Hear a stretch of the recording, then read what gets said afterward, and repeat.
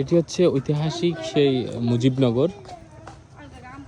So এখানে যে ভাস্কর্যগুলো তৈরি করা হয়েছিল 5ই আগস্টের ছাত্র জনতার অভ্যুত্থানের পরপরই এগুলো ভেঙে ফেলা হয়।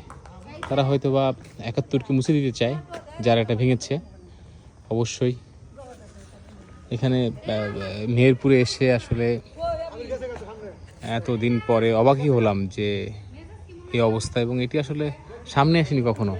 জানি না সরকার এটা নিয়ে কোনো ব্যবস্থা নেবেন কিনা বা তারা এটা নিয়ে ভেবেছেন কিনা। সব ভেঙে ফেলেছে।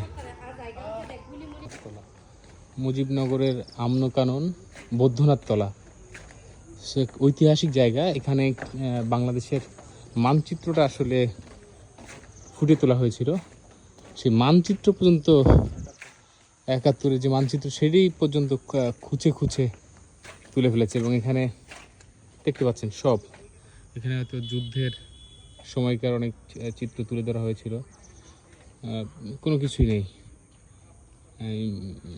ওই সময়কার চিত্র তুলে ধরা হয়েছিল, কিচ্ছুই নেই, সব ভেঙে ফেলেছে 5 আগস্টের সময়। এটি কীভাবে বর্ণনা করবো আসলে জানি না। তো ছাত্র জনতার অভ্যুত্থান কি এমন ছিল যে তারা 71কে ভুলিয়ে দেবে? নতুন করে 24 দিয়ে কি 71 আসলে ঢাকা সম্ভব কিনা জানি না। আসলে খারাপ লাগছে, আমি এগুলো জানতাম না, টেলিভিশনে কখনো দেখিনি। আমি আজ মেহেরপুরে কাজ করতে আসলে এগুলো চোখে পড়লো।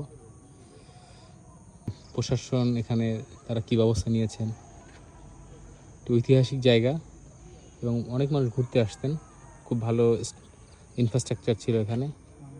আমি এর আগেও একবার এসেছিলাম, আর এবার এসে এই অবস্থা দেখতে পেলাম আর কি।